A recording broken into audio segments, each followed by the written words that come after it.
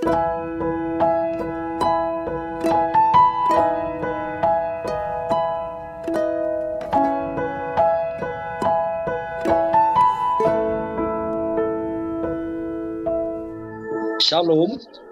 saya harap semua yang mendengar firman Tuhan, di depan Anda ada Alkitab, bukan Alkitab not-tab.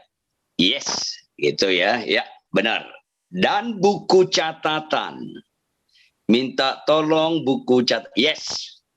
Senang saya kalau melihat orang di depannya ada Alkitab dan buku catatan. Bagi mereka yang tidak tampil di kamera, minta tolong, Anda harus mental seorang murid untuk mendengarkan firman. Karena kita gampang sekali lupa dan fokus kita seringkali tanpa kita sadari adalah diri kita sendiri. Saya mengajak saudara yang percaya harus sentrisnya Tuhan. Mari kita tunduk kepala. Tema kita hari ini, mujizat yang terindah. Mari kita tunduk kepala dan kita bersatu dalam doa. Bapa kami di surga, tidak habis-habisnya kami kagum dan kagum kepada Engkau Tuhan. Bahwasanya kasih setiamu selama-lamanya, dengan segala proses pertumbuhan kami, ada kami jatuh bangun, sekali-kali kau tidak pernah meninggalkan kami, sekali-kali kau tidak pernah membiarkan kami, bukan supaya menyenangkan kami dalam pengertian si aku, melainkan supaya kami berubah, dan akhirnya berbuah melalui pertumbuhan rohani yang semakin fokus menyenangkan hati Tuhan. Dalam kebenaran yang mendasar inilah Tuhan, kuduskan kami, ampuni dosa dan kejahatan kami, layakkan kami untuk dilawati oleh firman Tuhan yang berkuasa untuk mengajar, untuk menunjukkan kesalahan, untuk memperbaiki kelakuan dan mendidik kami dalam kebenaran. Tanamkan kepada kami setiap jemaat-Mu Tuhan, mujizat yang paling indah dalam hidup ini, Kau dapatkan kami hidup dalam kebenaran. Roh Kudus, berbicaralah, tuntun kami mohon semua ini dalam nama Yesus Kristus. Amin. Mari saudara kekasih, kita buka Alkitab kita, Markus pasal 1 ayat 42 sampai Markus pasal 2 ayat 12. Markus pasal 1 ayat 42 sampai Markus pasal 2 ayat 12. Saya minta tolong seorang wanita membacanya yang suaranya cukup keras. Buka mic-nya. Markus pasal 1 ayat 42 sampai Markus pasal 2 ayat 12. Silakan. Siapa yang suaranya cukup keras? Yuk kita sama-sama baca firman Tuhan. Markus 1 ayat 42. Seketika itu juga lenyaplah penyakit kusta orang itu, dan ia menjadi tahir. Segera ia menyuruh orang itu pergi dengan peringatan keras. Ingatlah, janganlah engkau memberitahukan apa-apa tentang hal ini kepada siapapun. Tetapi pergilah, perlihatkanlah dirimu kepada imam, dan persembahkanlah untuk pentahiranmu persembahan yang diperintahkan oleh Musa sebagai bukti bagi mereka. Ya, tetapi orang itu pergi sampai ayat 12. Oke.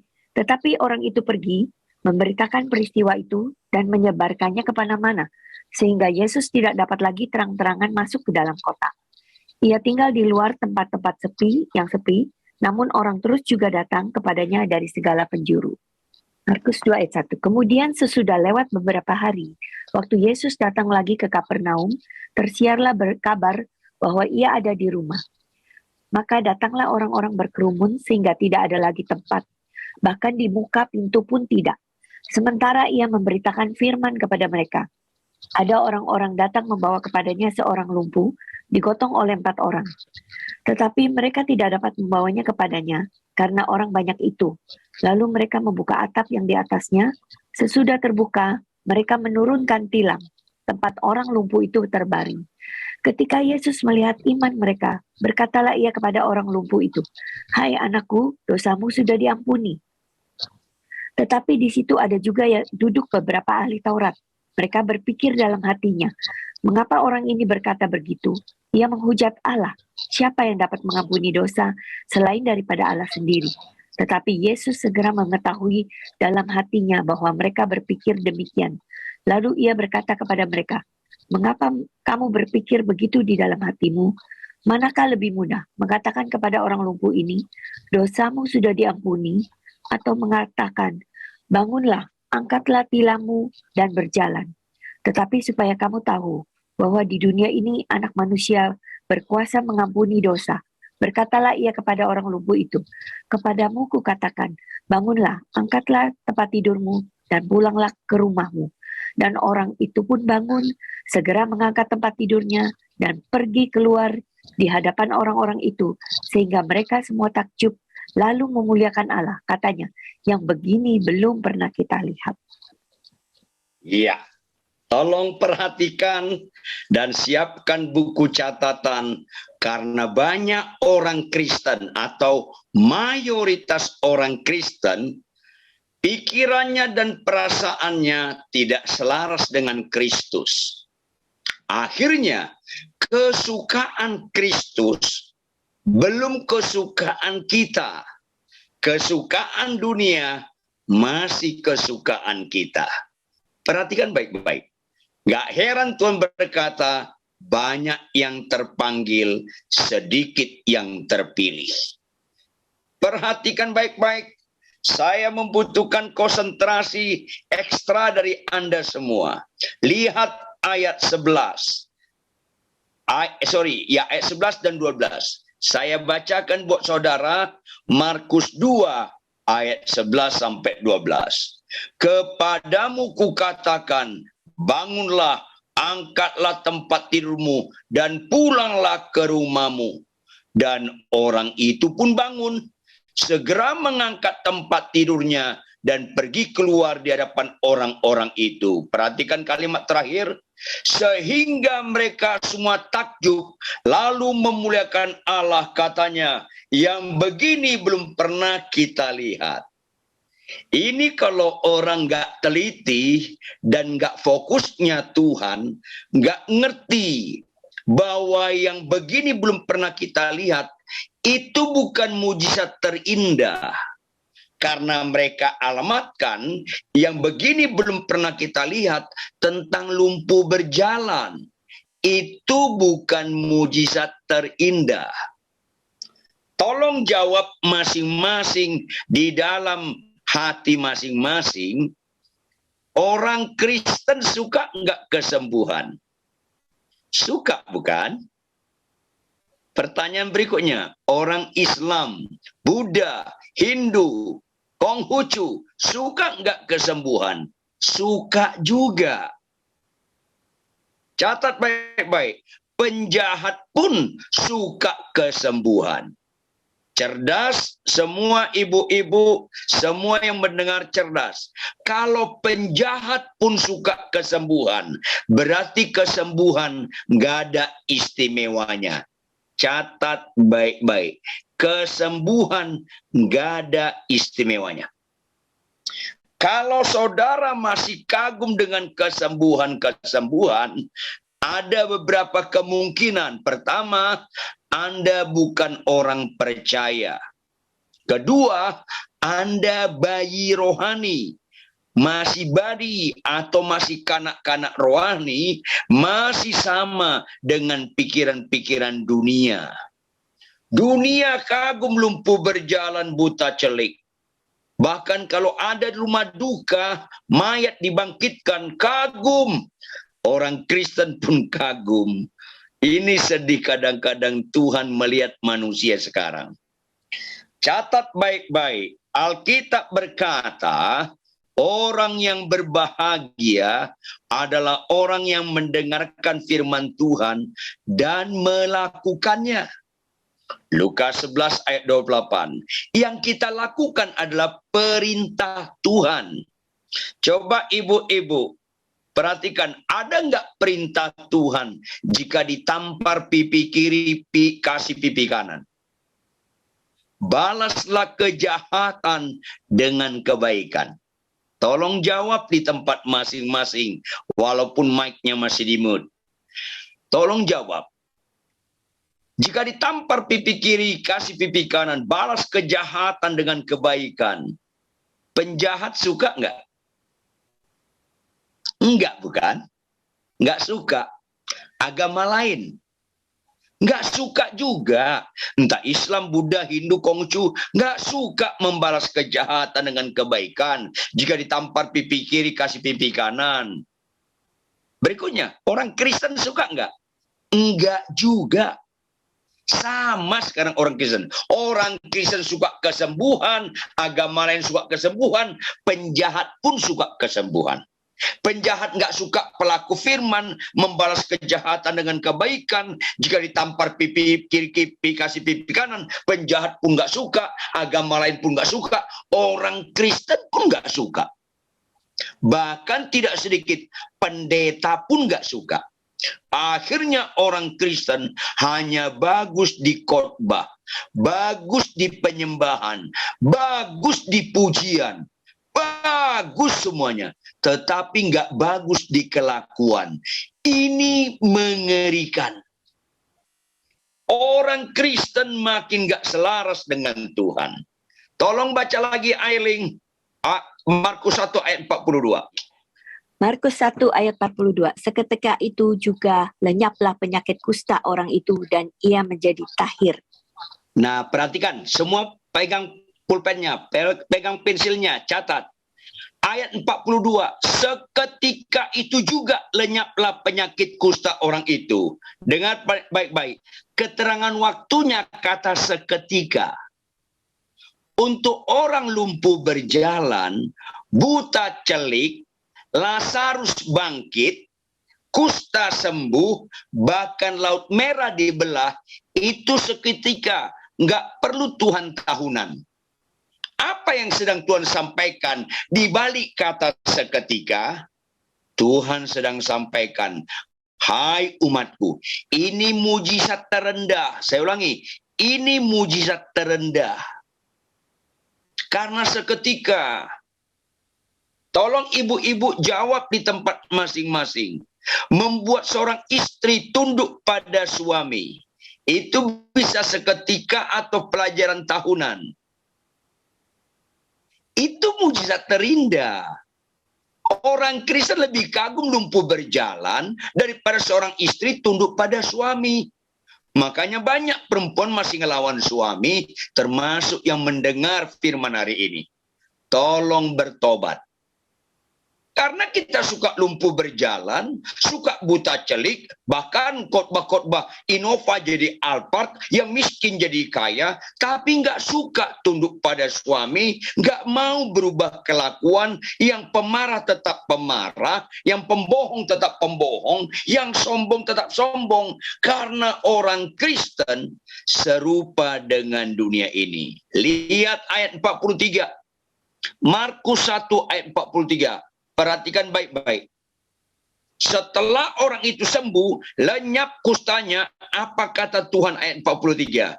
Segera Yesus menyuruh orang itu pergi dengan peringatan keras. Arti peringatan keras, serius. Peringatan yang serius. Apa itu peringatan serius? Ayat 44. Perhatikan ayat 44. Peringatan serius. Apa itu? Ingatlah. Janganlah engkau memberitahukan apa-apa tentang hal ini kepada siapapun. Jangan beritahukan tentang kesembuhan kepada siapapun. Tuhan melarang orang percaya menceritakan kesembuhan kemana-mana. Karena berita firman bukan itu.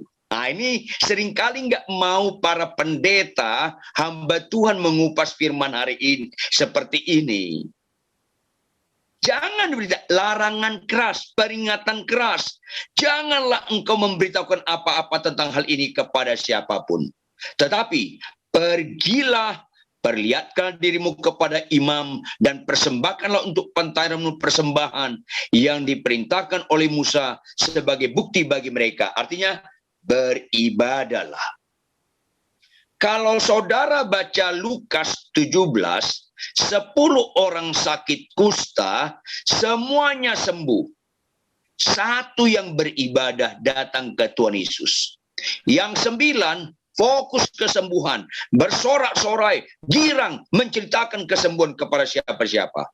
Padahal berita firman Tuhan yang terutama bukan berita kesembuhan.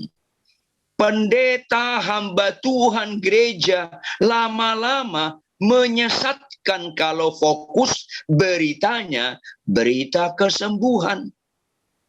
Baca lagi Ailing, Lukas 24.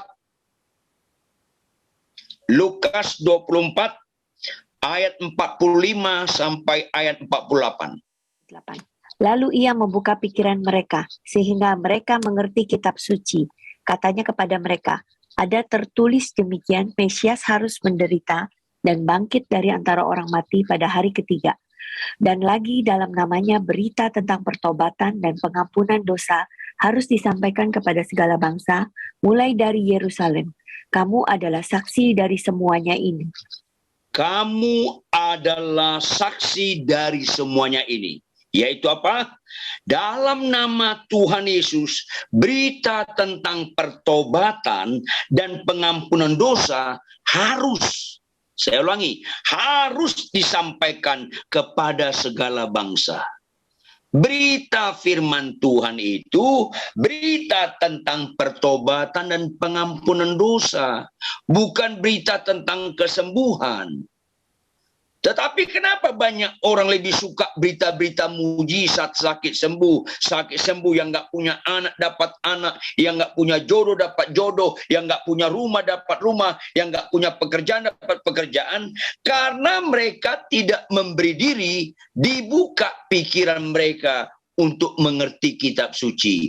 Kalau orang mengerti kitab suci, oleh karena kasih kuasa Tuhan dibuka pikiran kita, maka kalau kita mengerti kitab suci, berita itu berita pertobatan dan pengampunan dosa. Bukan berita kesembuhan, berita utama. Bukan. Kembali, Ailing, ayat 40, Markus pasal 1, ayat 44 sampai 45. Ayat 45. Ayat 45 saja, Eling.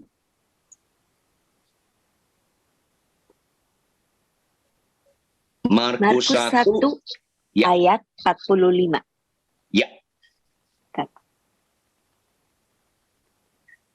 Tetapi orang itu pergi memberitakan peristiwa itu dan menyebarkannya kemana-mana, sehingga Yesus tidak dapat lagi terang-terangan masuk ke dalam kota. Ia tinggal di luar, di tempat-tempat yang sepi, namun orang terus juga datang kepadanya dari segala penjuru. Perhatikan ibu-ibu sekalian, jangan gagal fokus. Yang terjadi orang itu melanggar peringatan Tuhan yang keras. Orang itu sama seperti kebanyakan orang Kristen, bahkan tidak sedikit pendeta pengkhotbah. Apa itu 45?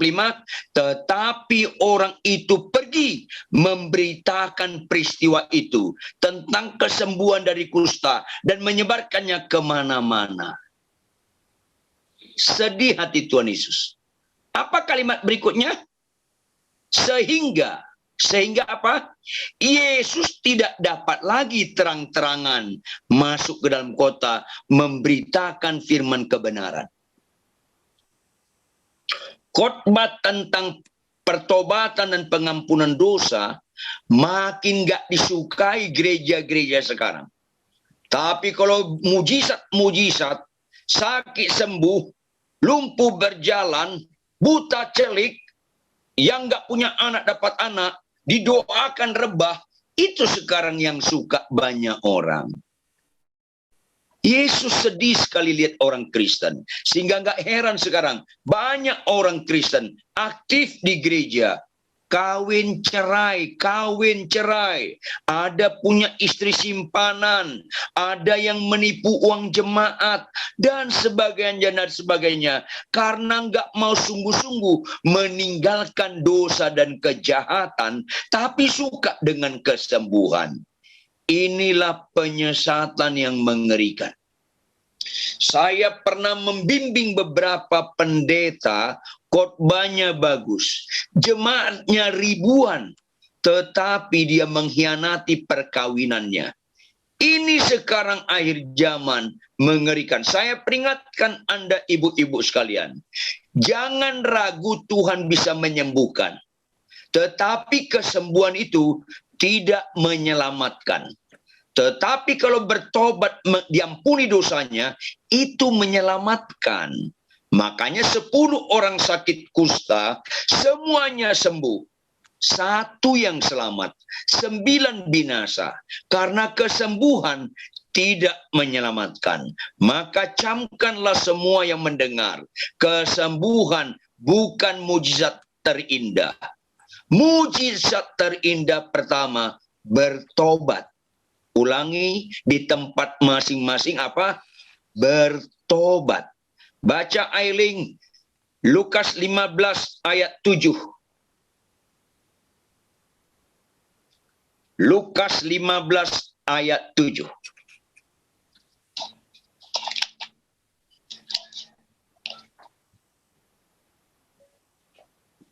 Lukas 15 ayat 7. Aku berkata kepadamu, demikian juga akan ada sukacita di sorga karena 1 orang berdosa yang bertobat, lebih daripada sukacita karena 99 orang benar yang tidak memerlukan pertobatan.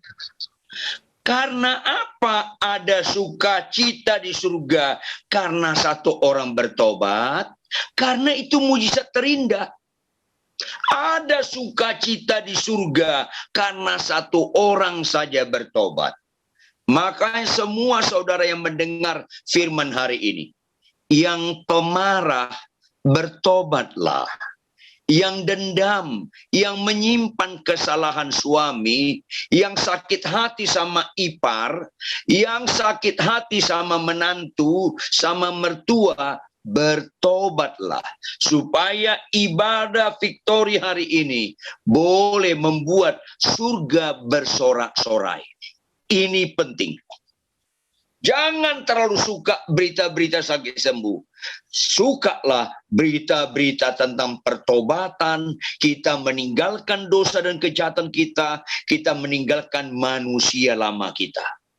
Karena apa? Khotbah-khotbah tentang kesembuhan, berkat-berkat melimpah akan menghalangi berita firman Tuhan yang benar. Banyak orang sekarang gak suka pengkhotbah yang menegur dosa umatnya. Suka pengkhotbah kalau banyak mujizatnya.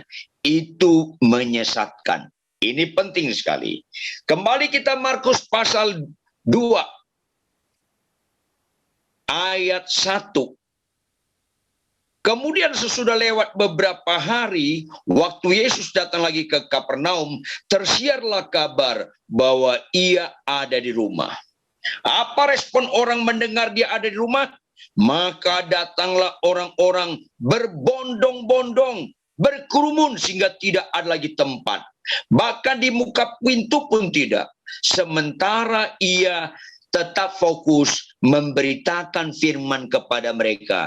Bukan memberitakan mujizat-mujizat. Memberitakan firman, berita tentang pertobatan dan pengampunan dosa. Itu pokok berita Alkitab. Supaya yang pemarah tidak lagi pemarah, yang pembohong tidak lagi pembohong, yang niat cerai, dia batalkan niat itu, dia setia dengan perkawinannya. Ini penting, ini penting. Supaya berubah kelakuan kita. Apa yang terjadi berikutnya? Karena penuh, ayat 3, ada orang-orang datang membawa kepadanya seorang lumpuh digotong oleh 4 orang. Begitu mereka tiba, rumah itu penuh, ibu-ibu sekalian. Karena penuh rumahnya, halamannya pun penuh. Nggak mungkin mereka datang ke Tuhan Yesus. Pikiran mereka bawa bisa langsung ketemu Yesus. Ekspektasi mereka bertentangan dengan yang terjadi, bahwa yang hadir banyak sekali, sehingga mereka tidak sampai bisa ketemu Yesus. Tetapi hebatnya, mereka tidak putus asa. Mereka tidak menyerah. Apa yang terjadi? Mereka naik ke atap rumah. Mereka membuka atap. Mereka menurunkannya. Akibatnya sikap mereka yang tidak menyerah ini, baca Ailing ayat 5. Markus 2 ayat 5.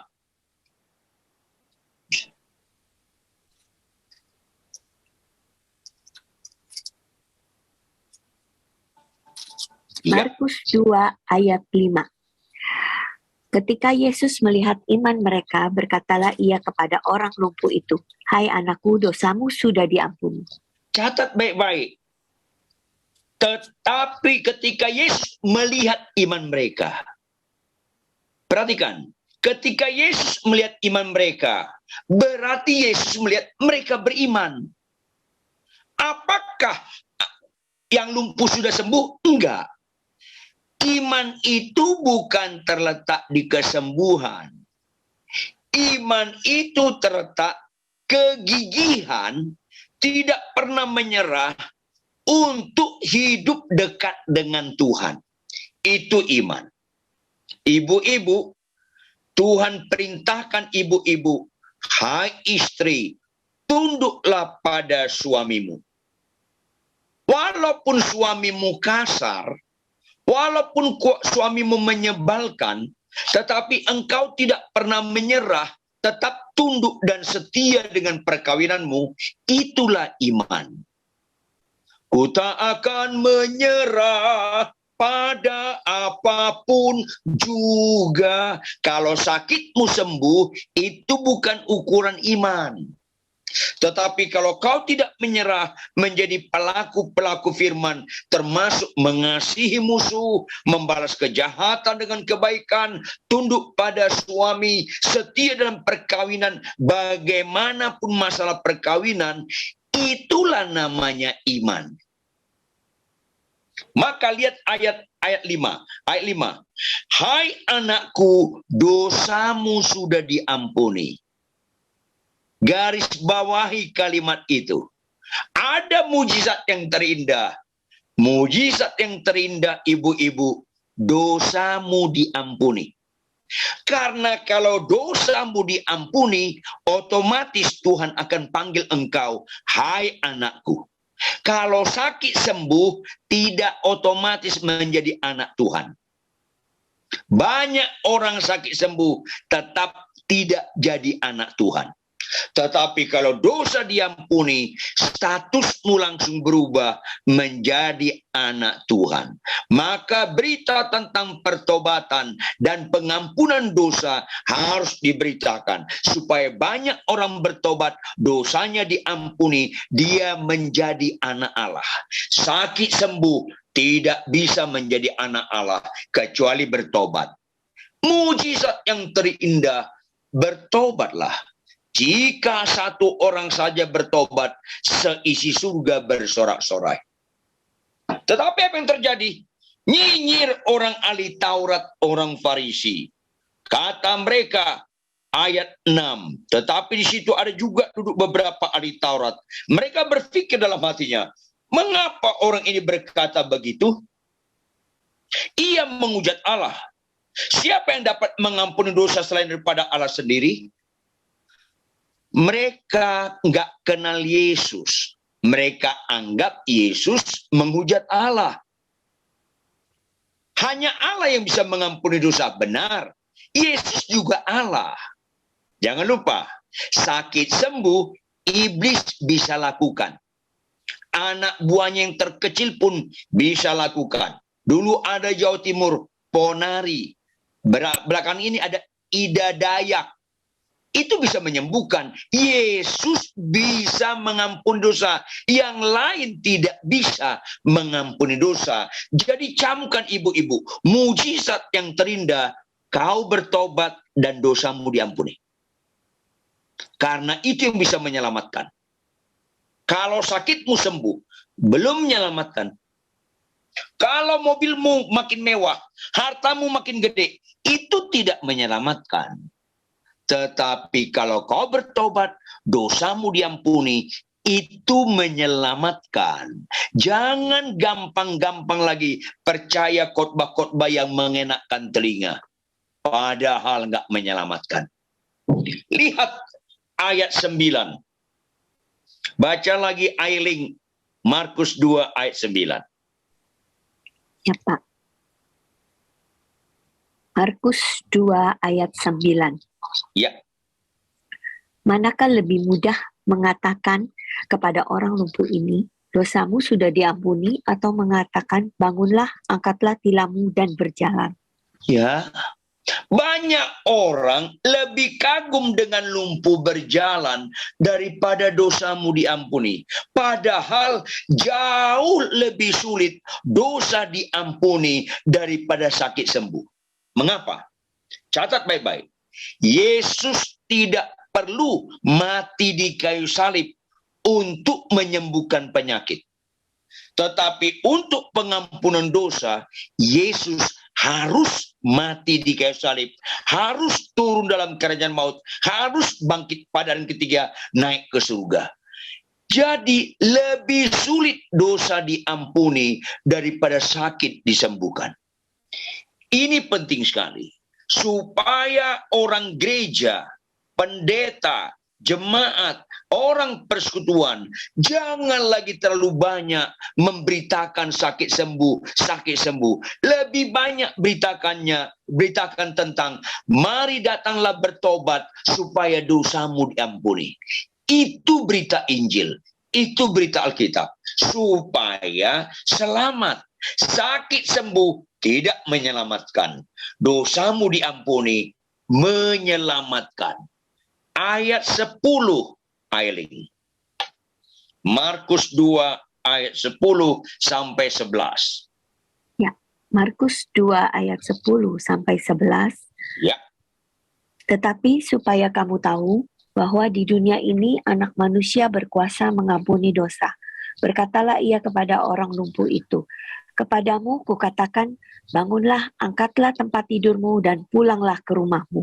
Nah, sistematis kalimat 2 ayat ini jangan gagal fokus.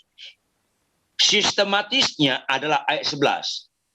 Kepadamu kukatakan, bangunlah, angkatlah tempat tidurmu dan pulanglah ke rumahmu, supaya ayat 10.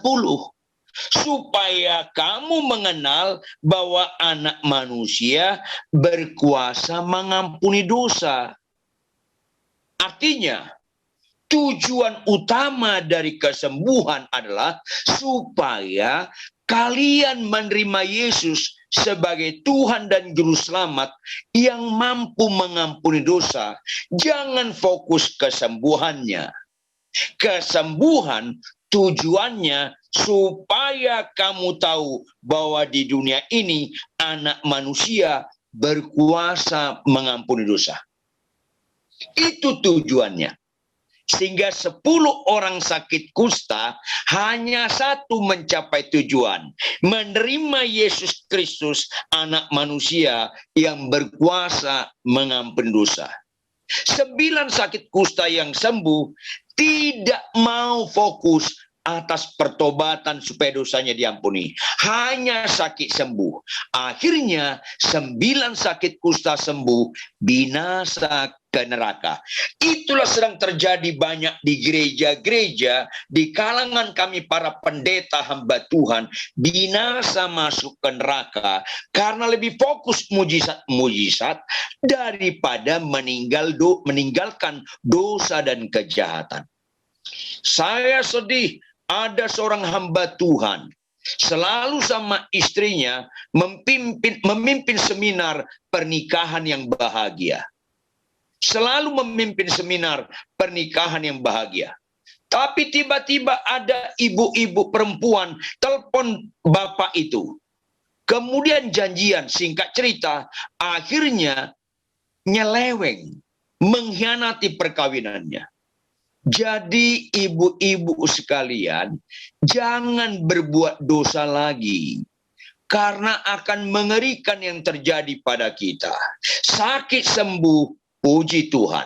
Tetapi sakit sembuh itu bukan mujizat terindah karena enggak menyelamatkan. Tetapi kalau kita bertobat, minta ampun dan dosa kita diampuni, kita menjadi anak Allah. Sehingga jika satu orang saja bertobat, seisi surga bersorak-sorai. Awal mujizat terindah adalah bertobat. Terima Yesus sebagai Tuhan Juru Selamat. Bukan sakit sembuh, bukan lumpuh berjalan, bukan mayat bangkit, bukan. Karena itu tidak ada nilai-nilai kekekalan. Lazarus dibangkitkan, setelah bangkit beberapa saat kemudian mati lagi. Gak ada bangkit kekal. Orang sakit kanker didoakan sembuh, beberapa tahun kemudian tetap mati lagi. Gak ada orang sakit sembuh, terus gak mati-mati selama-lamanya. Tetapi kalau orang bertobat, meninggalkan dosa dan kejahatannya, minta ampun kepada Tuhan, diampuni dosanya, dia menjadi anak Allah. Fisiknya bisa mati, tapi roh dan jiwanya bersama Tuhan di surga, selamat kekal selama-lamanya. Ayat penutup, mujizat yang terindah yang kedua. Baca Ailing Lukas 11 ayat 27 sampai 28.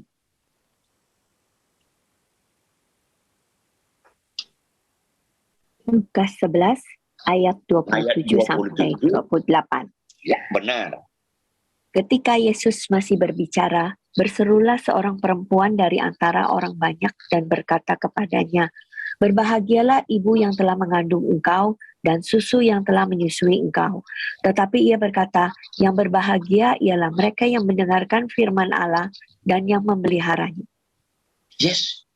Yesus dari mulut bibirnya langsung berkata, yang berbahagia adalah bukan makin kaya, bukan umur panjang, bukan sakit sembuh, bukan. Yang berbahagia ialah mereka mendengarkan firman Tuhan serta memeliharanya. Apa itu memelihara? Merenungkannya siang dan malam dan melakukannya. Maka mujizat yang terindah di mata Tuhan ada dua. Satu, orang bertobat, sisi surga bersorak-sorai. Artinya, kalau dosa kita diampuni, itu mujizat awal dan pertama. Setelah diampuni, maka kita harus jadi pelaku-pelaku firman. Karena mujizat yang terindah yang kedua adalah orang yang berbahagia adalah orang yang mendengarkan firman Tuhan serta memeliharanya, yaitu merenungkannya siang dan malam dan melakukannya. Jangan lupa ibu-ibu, berbahagialah Anda sepanjang hidup Anda sebelum kematian tiba. Anda sudah bertobat dan Anda sudah dosamu diampuni dan menerima Yesus sebagai Kristus dan Juru Selamat. Yang kedua, sebelum ajal kita tiba, kita menjadi pelaku-pelaku firman Tuhan. Karena yang berbahagia adalah orang yang mendengarkan firman Tuhan, merenungkannya siang dan malam, dan melakukannya. Dua mujizat terindah di hadapan Tuhan. Maka, mari kita renungkan firman ini. Mari kita camkan. Jika secara langsung atau tidak langsung ada dosa dan kejahatan kita ditegur, mintalah ampun kepada Tuhan. Jangan pertahankan dosa. Jika ada di antara pendengar niat cerai, jangan lanjutkan. cerai itu kekejian di mata Tuhan, apapun alasan. Karena salah satu dosa yang nggak bisa diampuni oleh Tuhan adalah jikalau kau tidak mengampuni kesalahan orang lain, Allahmu tidak akan mengampuni engkau. Di balik perceraian ada saling tidak mengampuni. Itu mengerikan. Oleh karena itu, apapun dosa dan kejahatan kita, kalau ditegur secara langsung atau tidak langsung, mintalah ampun kepada Tuhan. Terakhir, apapun perintah Tuhan, hai suami kasihlah istrimu, hai istri tunduklah pada suami, balaslah kejahatan dengan kebaikan, hormati orang tuamu, mertuamu, kasih sesamamu, termasuk iparmu. Mari kita menjadi pelaku-pelaku firman Tuhan. Tuhan Yesus memberkati saudara menikmati mujizat terindah. Mari kita berdoa. Tidak habis-habisnya kembali kami kagum dan kagum kepada Engkau Tuhan. Sungguh Tuhan, melalui kebenaran firman hari ini, Kau perlakukan kami bukan anak murahan, tetapi sebagai anak pilihan yang Kau kasihi. Walaupun konsekuensinya Kau tegur kami, supaya Kau perbaiki kelakuan kami dan dididik kami dalam kebenaran. Ampunilah kami Tuhan, jika ada dosa dan kejahatan kami, Kau tegur secara langsung atau tidak langsung. Ampuni kami Tuhan, ampuni kami Tuhan, kalau kami lebih suka mujizat-mujizat kesembuhan daripada perubahan kelakuan. Ampuni kami Tuhan, kalau ada perintah Tuhan, kami nggak sungguh-sungguh menjadi pelaku-pelaku firman Tuhan. Terjemahkan lebih lanjut kebenaran firman hari ini dengan segala kekayaan maknanya, lebih daripada hamba-Mu yang sangat terbatas ini dalam menguraikan. Materaikanlah Roh Kudus dan follow up, supaya setiap pendengar tidak hanya pendengar, melainkan menjadi pelaku-pelaku firman Tuhan. Dalam nama Yesus Kristus. Haleluya. Amin.